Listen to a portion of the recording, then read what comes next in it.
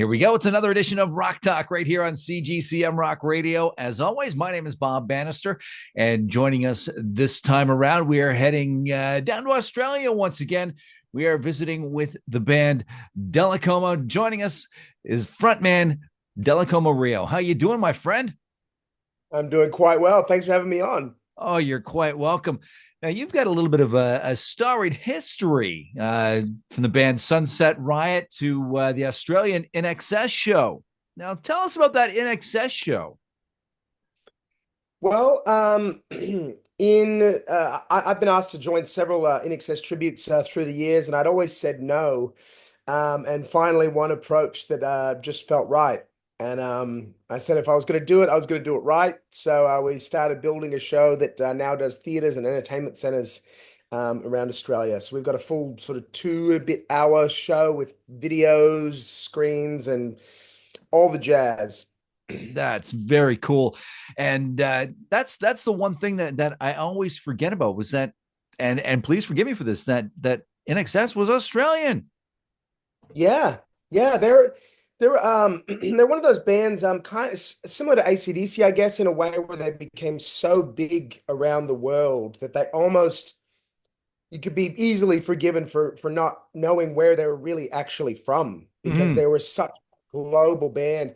And it's interesting to me how big they are around the world because I I'm young enough to where they'd already passed their prime by the time I was sort of listening to music and everything.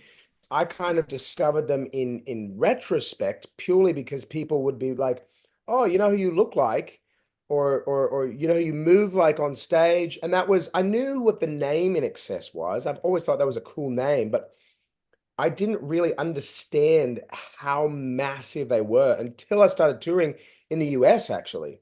And then like how big they were like over there, how big they were in Asia, in Brazil, in the UK.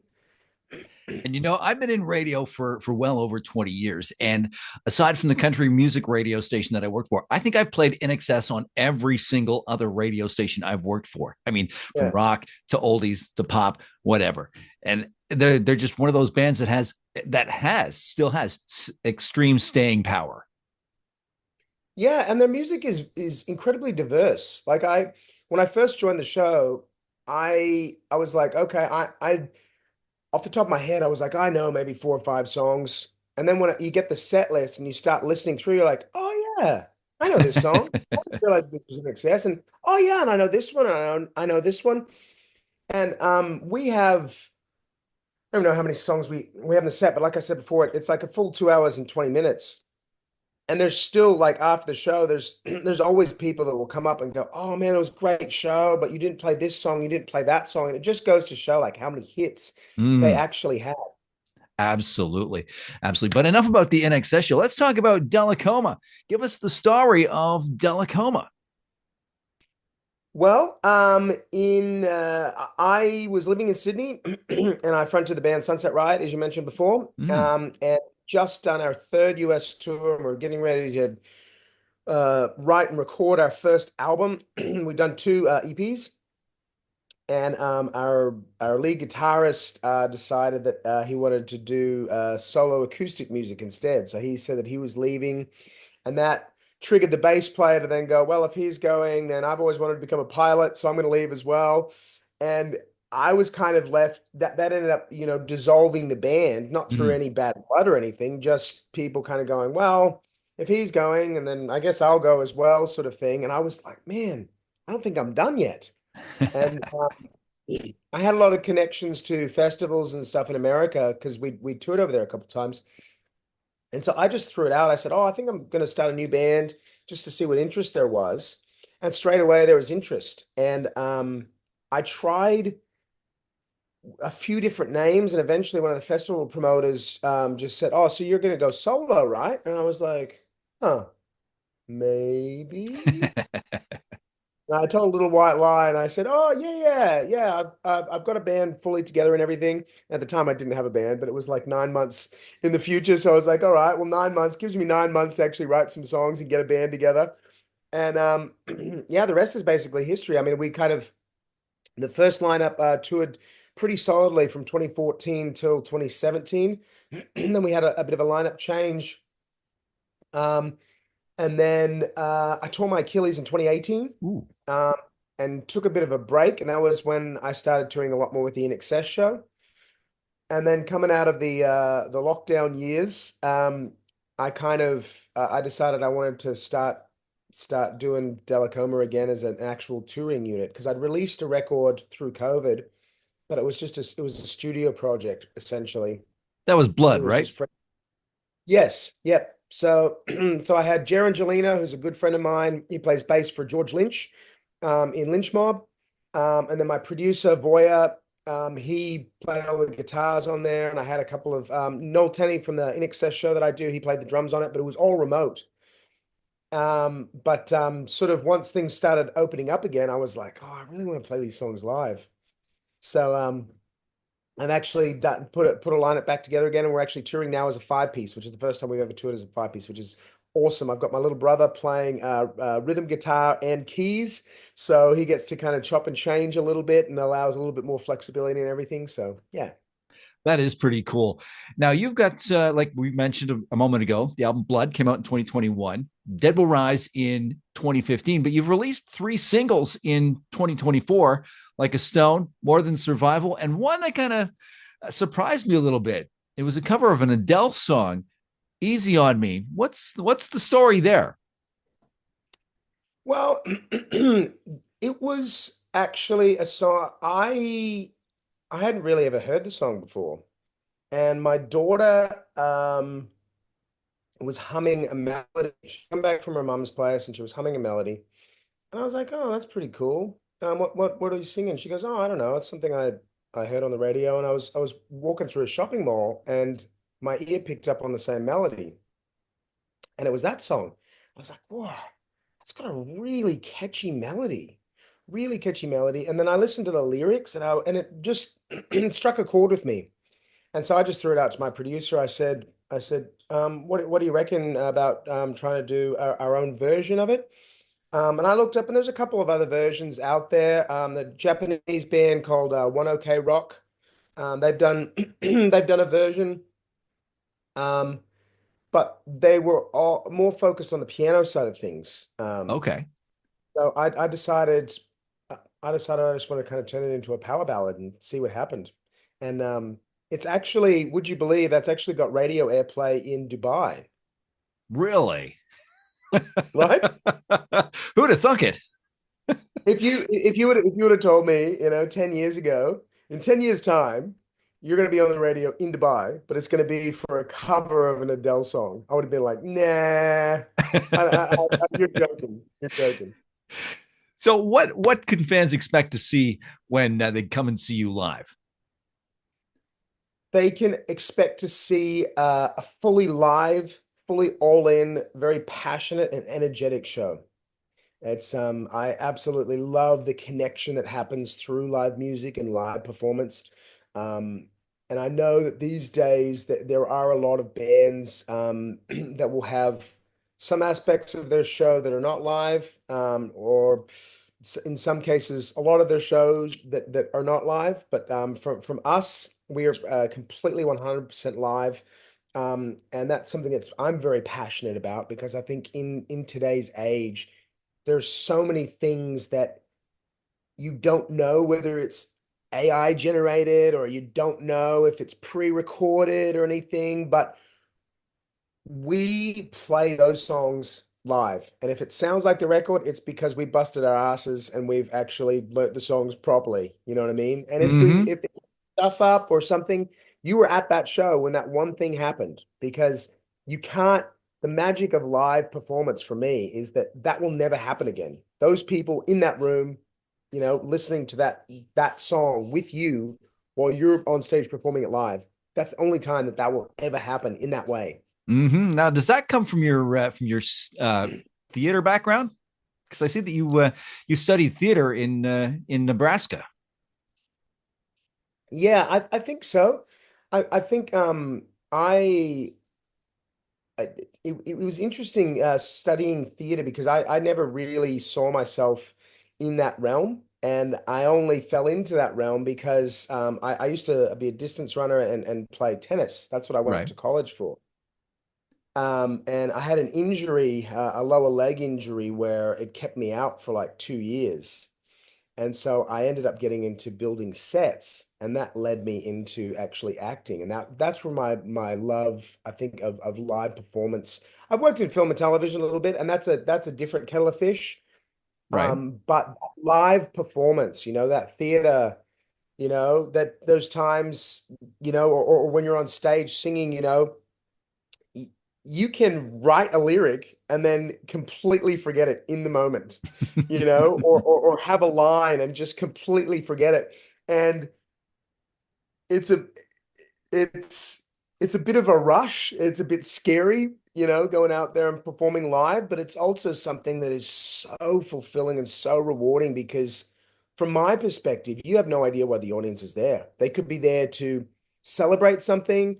It could be that they're having the worst time of their life and they want to forget about it, right? But it Yeah. actually doesn't matter. If you do your job well as a live performer, they can have the experience that they're after. And you know what? It's very very similar to live radio. Like I said, I've been in radio for 20 plus years, and when you're on the air live, and like you said, you can have a whole thing planned out in your head, and you go blank like that, complete brain Yeah, fart, and then you've got to improvise on the spot. yeah, yeah, It's yeah, a complete rush. Now, I got a question yeah. for you here. In the world of rock music, do you think that rock has come back, or did it just kind of hibernate for a little while?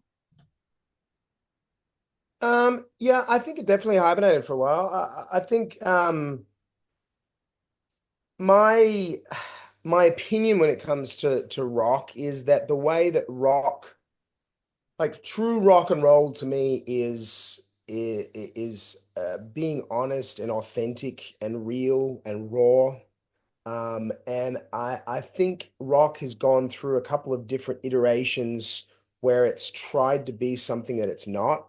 And I think any genre of music, um, when it tries to become something that it's not, you can ride the wave for a little while, but eventually people will see through that. And I think rock and roll probably kind of got to the top of the food chain there, and there was maybe, some people that were just doing it because they just wanted to do what was in. Mm-hmm. And it kind of in some ways had to fall back down to the bottom of the food chain again. But I don't think what true rock and roll can ever really die as an art form because there's just something that you can't get from anything else. And that's not dissing on any other type of music, but when you're at a true rock and roll show, there's an experience that you can't get in any other way.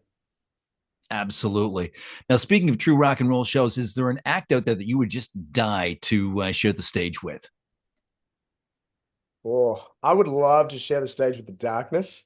Oh I yeah. reckon that would be an absolute hoot. I reckon that would be an absolute hoot. I watched Justin Hawkins' podcast, and it looks like it would be an absolute like, yeah, killer time. Classic bands. I mean, unfortunately, I think they're completely wrapped up now. But always wanted to share the stage with Aerosmith. They're one of my favorite bands. But I think sadly that dream maybe Yeah. passed me. But you can always you can always hope for a little mini comeback, maybe. Well, hey, you know what? You know what? If it worked with ACDC fixing Brian Johnson's hearing, it Yeah, can work with them fixing Steven Tyler's voice. You never yeah, know. I mean, look at that's John it. Bon Jovi. I mean, everybody was counting him out, and he's worked and he's brought himself back. Yeah, yeah, and that man. I don't know if you watched that mini series that Bon Jovi did recently, last year, the year I before. saw Uh, snippets of it. Yeah. Man, it was absolutely heartbreaking. Like seeing some of those, you could see the real emotion, of a guy that he spent his whole life doing this, and his voice just won't do what he wants it to do, and such a strange feeling being a vocalist when you're a guitarist. I play a little bit of guitar, but I wouldn't call myself a guitarist. Mhm. You put the instrument down. If you're tired or things aren't working, you put it down. If you're a drummer, you put the sticks down. A bass player, keyboard player. But as a vocalist, encased in your body, and everything you do, everything you think, everything you eat, everything you drink, you know, how much sleep you get, how much sleep you don't get, you know, what's going on up top, you know, all of that impacts your voice. And it's a wild thing sometimes when if you get too much in your head, you Oh know, yeah. about singing, like how that can actually impact that. Yep. Yep. Exactly. Like I've been on the air for a really long time, like for a long radio show, and it gets into like 4, 5, 6 hours, and by that time your voice is just absolutely fried, and then that starts going. It's like, oh, where's my voice going? This is my bread and butter Yeah, here. You know, yeah, yeah, I mean, even if you get a yeah. cold, it's the same thing. Well, I mean, I remember one of my first US tours with Sunset Riot. We did like a stupid schedule, you know, it was like 13 shows in like 15 days or something like that. And we were fortunately on the last show of that run. It was a Sunday afternoon show. And we got about halfway through the set, and I just opened my mouth to sing a chorus, and nothing came out. Ooh. And that was the first time that ever happened to me. And I just remember like just freaking out on stage. And fortunately, one of the guitarists took over singing, and then we took a break and it kind of came back and kind of cobbled our way through a little bit, you know, but just that feeling, like you said, your bread and butter. I mean, like it's not like, you know, you break a string on a guitar, you figure out a way around it, you know, or you change the string, you break a stick, you know, you break a cymbal, break Mm. a hand or something, you know, you work your way around it. When it's your voice and it's not there, it, I think it plays with your mind because you can't see it, you know, you don't know what's Yep. wrong. You're like, something's Exactly. wrong. Like, well, what is it though? Yeah, absolutely. So I got to ask you, who's on your personal playlist right now? Like, who's inspiring Dellacoma these days? I'm a big fan of the Used. They're on their 25th year anniversary tour at the moment, Mm. so they're back on the playlist. Creed, I'm a big fan of Creed. Um, at the moment, I'm also been really getting into Def Leppard's back catalog, to be Oh honest, and yeah. Mr. Big, I cannot get enough of their first two records. I don't I don't know. There's something about it. I just keep coming back to it at the moment. Uh, Excuse me. Every band you mentioned there, absolutely, absolutely, I agree with you 100% there. And Mr. Big's latest, or I should say their last 10, just blew me out of the water as well. I thought that was a nice send off kind of deal, but also a nice throwback to their initial Yeah. sound. Yeah. Yeah, and it's crazy how I unfairly judged Mr. Big for years. To Be With You. It's a good song, but I was like, oh yeah, it's you know, it's a bit of a you know, I like my ballads. Don't get me wrong, Mm. but like one of those songs, and I was like, oh yeah, it's pretty good. And for years, I never really delved into them at all. Mm-hmm. But it's been probably the last sort of like 7 or 8 years, really like dug in, and some of those songs that they've written, like that second first album, I'm like, every song on that album is amazing. Oh And it's yeah, just like they could all be singles. Like you could absolutely. play any of those songs on the radio and it would fit right in. There's no Yeah. filler. And that's the thing with Billy Sheehan, the bassist from that band. He brought a lot of stuff to that band from his previous band Talus that he had been in before the David Lee Roth band, and it just translated over beautifully from Talus to, well, he did give Shy Boy to David Lee Roth, and of course Addicted to That Rush to Mr. Big. Yep. That just goes to show the incredible craftsman that Billy Sheehan is. Yeah. I love his work with the Winery Dogs as well. Oh God, yeah. Big fan of Richie Yeah, Clancy. absolutely. Now, is there a song out there that you hear it and you just go, damn, I wish I wrote that? Yeah, man. There's a few actually. The one that comes to mind at the moment is Symptom of Being Human by Shinedown. Okay. I don't know if you know that song, but every time I hear it, I'm a big lyrics guy, and I'm just like the way that like vibes. That and probably Still of the Night by Whitesnake. Yeah, Those two, I'm like, man, if I could have written that song, I'd be a happy boy. absolutely. So before we wrap this up, I like to do a little thing. It's called This or That. It's just a series of quick rapid fire questions, top of head answers. If you're ready, we'll just zip through that.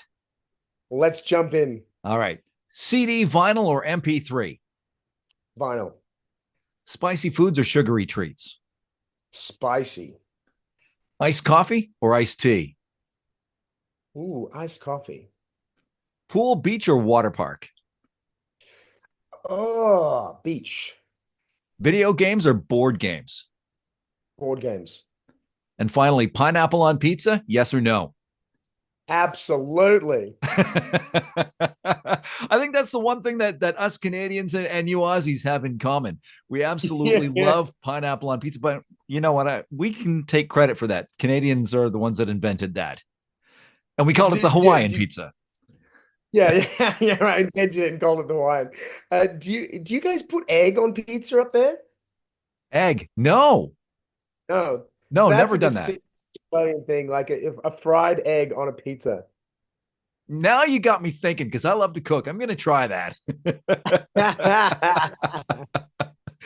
So, one more question here. Somewhere down the road, they're making the movie of Dellacoma. Who's playing you? Oh man, Johnny Depp. There you go. That was cool. Hey, man, what's your website? What's your socials? So Dellacoma.com. And then if you look up socials, you'll either find me personally or the band. Facebook, it's /Dellacoma. Instagram is at Dellacoma. TikTok's Dellacoma. Um, YouTube is at Dellacoma. Awesome. Well, I want to thank you, Dellacoma Rio, for joining us on this edition of Rock Talk right here on CGCM Rock Radio. Thank you so much for having me, and hopefully I'll see you in Canada at some point. That would be absolutely awesome. And I want to thank you for joining us, and we'll catch you again next time right here on CGCM Rock Radio.